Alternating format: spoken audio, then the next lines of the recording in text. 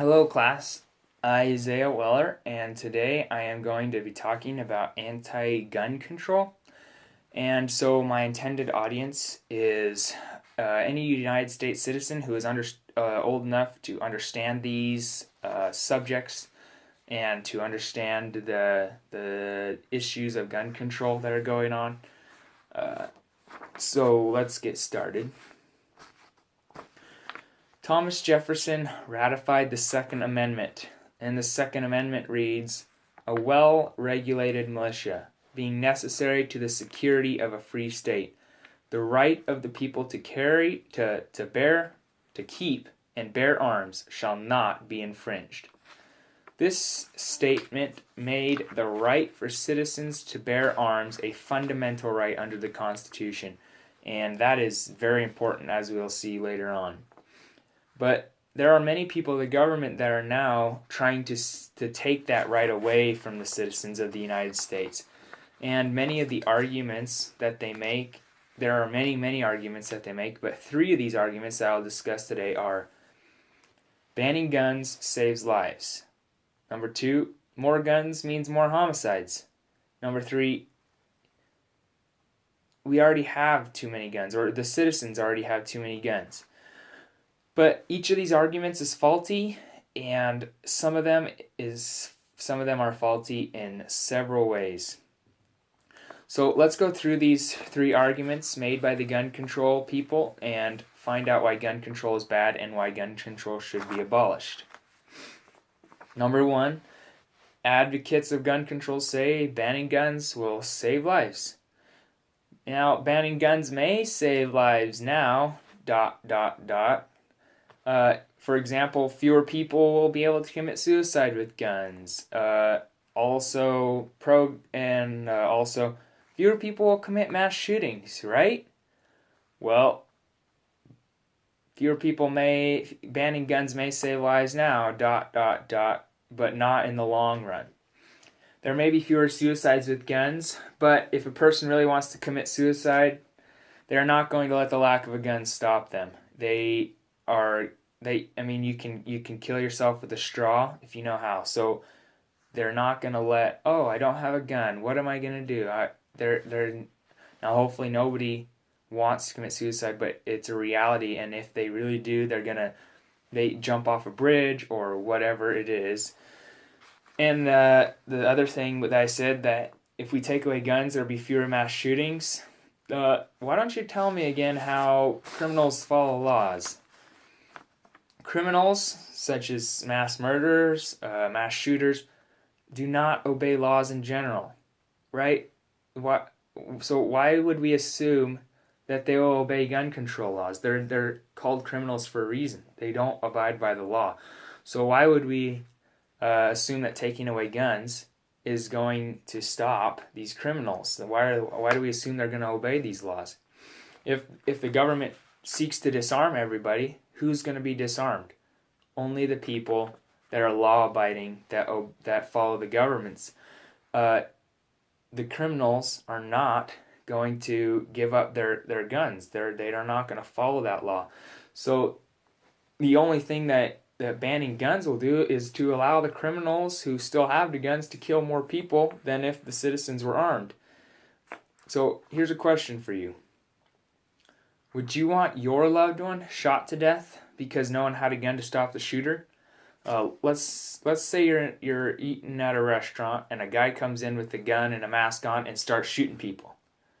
And you know that the government has banned guns. How does this guy have a gun? Well, no one else has a gun either. So you're frantically trying to call the cops or whatever it is, trying to save your life, but if you were to have a gun in the first place, you could possibly stop the criminal who's come in there and potentially save hundreds of lives. So the second point is pro-gun control people claim that more guns means more homicides, and the vice versa. Fewer guns means fewer homicides. Well, this sounds right. This sounds okay, right? Well, it seems true on the surface, but once again, as you start thinking about it, you can start to see that this isn't true. It seems as though if there were fewer people with guns, there would be fewer people murdering people. The only murders that would be committed would be with knives or bats or something like that, right? I mean, if there's no guns, then people would only be able to stab people, right? And that'd be a lot less deadly, again, right? But as I said, start thinking about it. You can start to see that this is just not true. And it goes back to my first point. The people who have the guns will be the criminals. So it's not gonna lower the homicide rate. It may by a little bit, to be honest, but it's the criminals are the only ones with the gun, and no one's gonna be able to stop these criminals.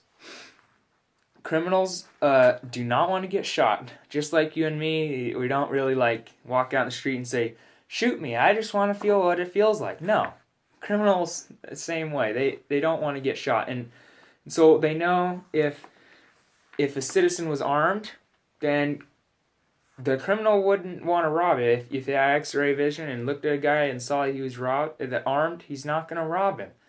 So if we as citizens were armed, all of us as citizens were armed, then criminals would be very wary about trying to kill or rob someone, because they would know that if the citizen was armed, they would most likely get shot or injured or killed because of that shot. So let's say, okay, Isaiah, you're starting to win me over. Keep going. Well, there are countless graphs that show that states that have armed citizens have fewer homicide rates by far. This is not only true with the states, this is true for the whole world. Switzerland has a population of 8.2 million, and Honduras also has a population of 8.2 million. And Honduras has banned guns from its citizens, whereas Switzerland has said you must have a gun. You have to have a gun, and it requires its citizens to own a gun. Well, Switzerland has the lowest homicide rate in the world, and yep, you're right, Honduras has the highest citizen rate in the world. I mean, the highest homicide rate in the world.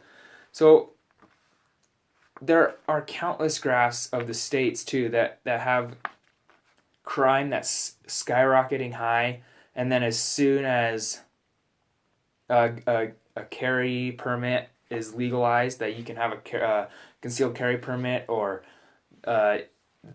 if it's just you can carry without a permit, the rates of the crime just drop through the floor, because, as I said, criminals don't want to get shot. The third thing that we'll discuss is pro-gun control committee says the citizens have too many guns already. Now, this is just not true. I mean, I have grown up shooting my whole life and I don't have a clue why you could ever have too many guns, but I don't think that's the gun controls committee's decision. That should be the citizens' decision, since it's the citizens' right. If a citizen really thinks he has too many guns, then he should give one or sell it to someone who has not enough, who doesn't have a gun to protect themselves. So the more guns that law-abiding citizens have, the fewer the criminals will be wanting to commit the crime, as I said earlier. And so that's a pretty straightforward point. And the fourth and final point that I'm going to make is guns are a right for the Americans, protected by the Second Amendment, and are ours for protection. Now, this is probably the most important point. When Thomas Jefferson ratified the Second Amendment, he didn't say, and then once we get to 2017, this doesn't matter anymore. We can take away guns. No, that's ridiculous. And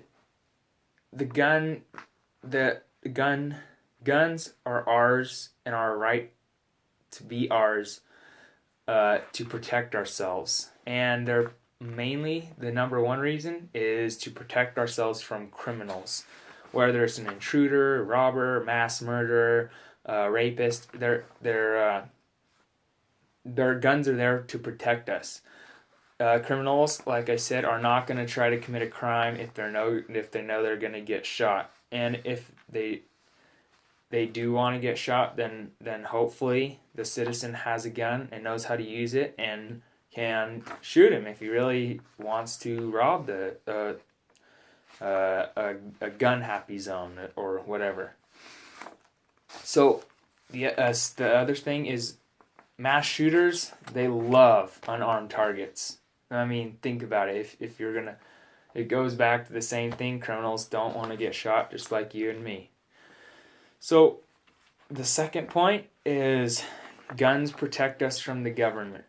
Now, God has given us a great country and to live in, and we can be very thankful for the government we have, but at the same time, God has given us guns to protect ourselves from the government in case the government makes a decision that's not right. As soon as the government takes away the guns from the law-abiding citizens, they can do whatever they want because the citizens can't resist. Now, take Hitler, for example. Hitler was a huge advocate of gun control. Back during the Holocaust, the Jews didn't have guns, and he was able to kill millions of them. Hitler, as I said, was a huge advocate of gun control, and yeah. So any gun control law should be viewed as a threat to our liberty. It's our right under the Second Amendment, as I've said, and as soon as they take away gun control, as soon as they make gun control legal, then they can make abortion a must, and they can all these things that as soon as they so as soon as they disregard the law of the Second Amendment, it will be much easier for them to do away with any other laws that they want to. So, because the citizens have no way to stop them. The Constitution guarantees rights. It doesn't enforce them. Guns do. So, if the government decides to do something that is not right, we as citizens could rise up and fight the government. I don't know if that's a good idea, but we could. And so guns are our right, and so many of these gun control people want to disarm the citizens of the United States so that they can force people to do whatever they want. But they do not see how vulnerable that makes U.S. citizens. The government wants to take them away from us so that they can do whatever they want. That's the whole thing behind gun control.